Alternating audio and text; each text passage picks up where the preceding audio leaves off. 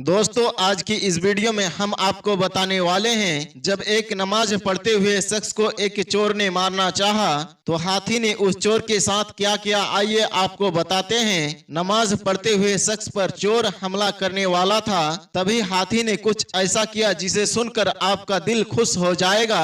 दोस्तों, वीडियो में आगे बढ़ने से पहले आप तमाम से गुजारिश है, आज की हमारी इस वीडियो को आप जरूर लाइक करें। अगर आप हमारे चैनल पर नए आए हैं और आपने इसे सब्सक्राइब नहीं किया तो अभी सब्सक्राइब कर ले और आइंदा आने वाले तमाम नए वीडियोस की नोटिफिकेशन के लिए बेल आइकन को क्लिक करना ना भूलें। दोस्तों, कुछ वक्त पहले की बात है, ईरान में एक बहुत गरीब आदमी रहा करता था। मेहनत मजदूरी करता लेकिन बहुत ईमानदार, नेक और नमाजी इंसान था। वो मजदूरी करने वाला शख्स हलाल रोजी इस तरह से कमाता था कि एक जगह से सामान दूसरी जगह पर पहुंचाया करता था। क्योंकि वो ईमानदार था, नेक दिल था, तो लोग अपना कीमती से कीमती सामान, चाहे वो कितना भी कीमती क्यों ना हो, उसके जरिए दूसरे जगह पर पहुंचाया करते थे।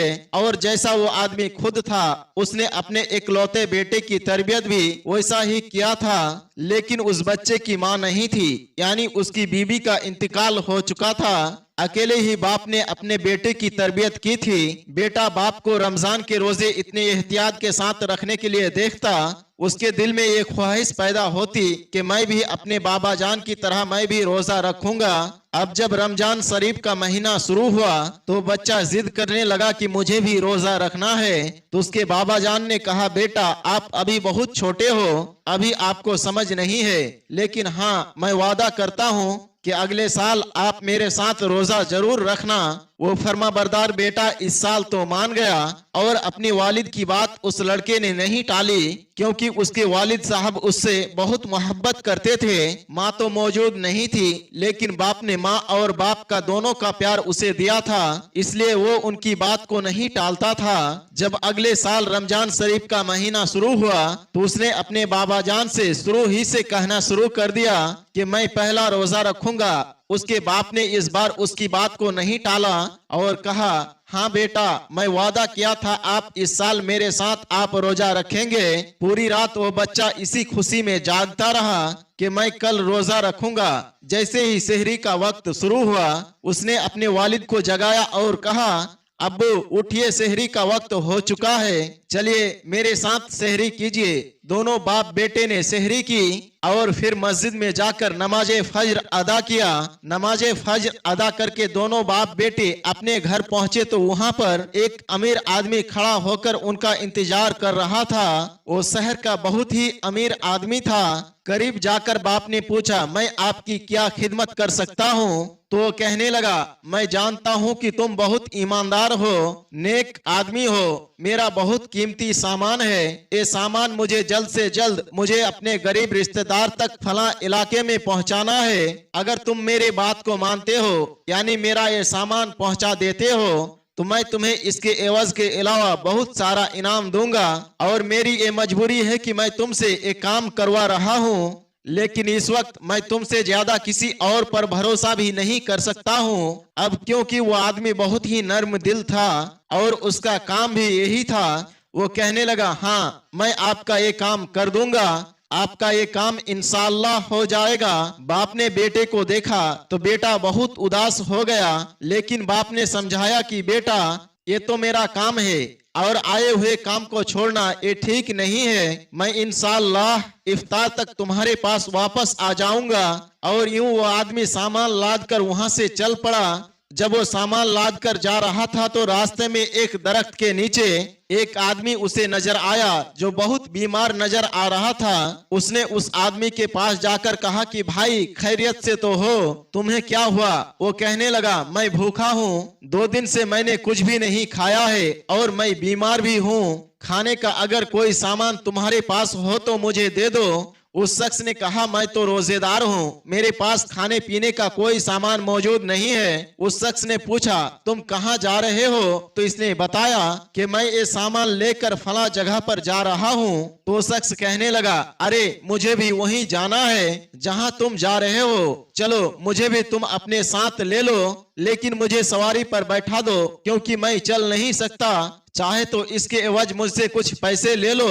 वो नेक आदमी कहने लगा, नहीं नहीं, पैसे की कोई बात नहीं है, मैं तुम्हारी मदद करने के लिए तैयार हूँ, चलो। अब उसने उस आदमी को अपने गधे पर बैठा दिया और वहां से दोनों आदमी साथ साथ चल पड़े। काफी दूर चलने के बाद दो रास्ते उन्हें नजर आए। बीमार आदमी ने कहा, कौन से रास्ते से चलना चाहते हो? तो नेक ईमानदार आदमी कहने लगा, इस रास्ते से चलते हैं, मैं तो हमेशा इसी रास्ते से जाता हूँ। उस बीमार आदमी ने कहा, अरे छोड़ो उस रास्ते को, वो रास्ता बहुत लंबा है, मैं तुम्हें करीब का छोटा रास्ता बता देता हूँ, वहां से तुम बहुत जल्दी वहां पर पहुंच जाओगे। वो नेक आदमी सोचने लगा, हाँ ये बात तो सही कह रहा है, वैसे भी मुझे जल्दी एक काम मुकम्मल करके वापस लौटना है, मेरा बेटा घर पर इंतजार कर रहा है। उस बीमार आदमी के कहने पर उसने उस रास्ते पर चल पड़ा। थोड़ी दूर चलने के बाद उसे रास्ते में एक खतरनाक घना जंगल पड़ा। जंगल को देखकर वो सोचने लगा, ये तो बहुत भयानक जंगल है, जंगली जानवर यहाँ पर मौजूद होंगे। ये अजनबी आदमी मुझे बिला वजह इधर लेकर आ गया। जब पीछे मुड़कर देखा तो क्या देखता है, वो खच्चर पर जो बैठा हुआ अजनबी आदमी था वो कूदकर जमीन पर आ चुका है और सीधा खड़े होकर उसने अपने सर से चादर को हटाया। ऐसा लग रहा था कि वो बहुत ताकतवर इंसान है।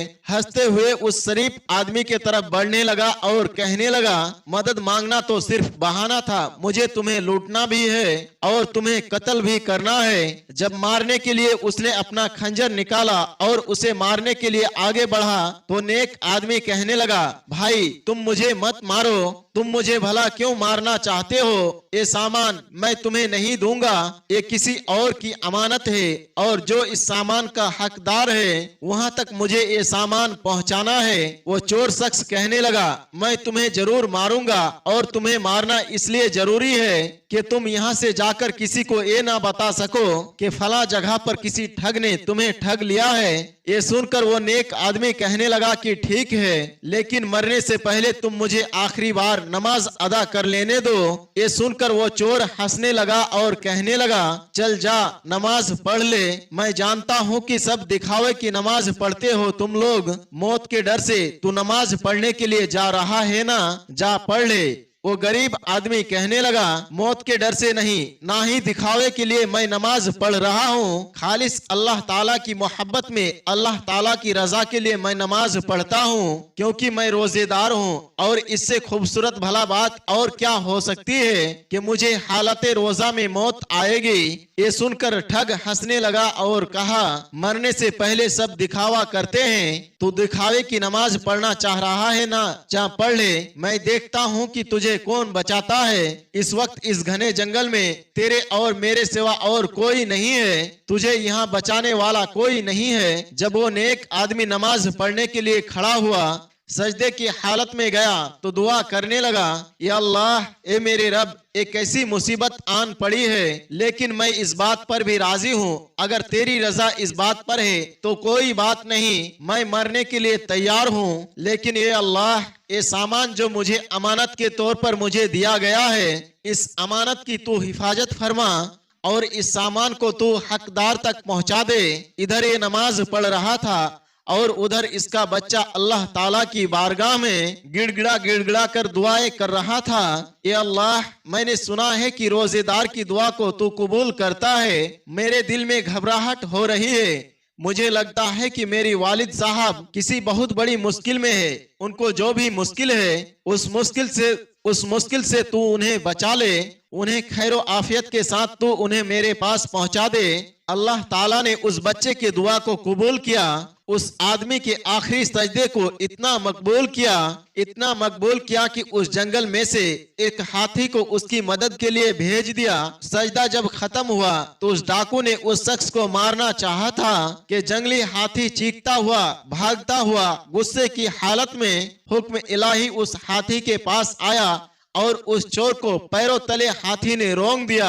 अब वो ठग अपनी जान गंवा चुका था, हाथी उस चोर को कुचलकर उसको खत्म करके वापस जा चुका था। ये बाप देखने लगा कि आखिर मामला क्या हो गया, अल्लाह ताला ने कैसे मेरी मदद फरमाई। वो शुक्र अदा करते हुए वहाँ से उठा, जल्दी से सारा सामान उठाया, जहाँ पर सामान पहुँचाना था वहाँ पर ले जाकर सारा सामान पहुँचाकर वापस अपने घर खुशी खुशी आ गया। इफ्तार का वक्त बिल्कुल करीब था। बेटा अपने बाप के इंतजार में बिलक बिलक कर रो रहा था। माँ तो थी नहीं, बाप के चाहत में उस लड़के के आंसू निकल रहे थे। बाप को जब बेटे ने देखा तो बाप से लिपट गया और यूं दोनों बाप बेटे ने खुशी खुशी इफ्तार किया और अपने रब का शुक्र अदा किया।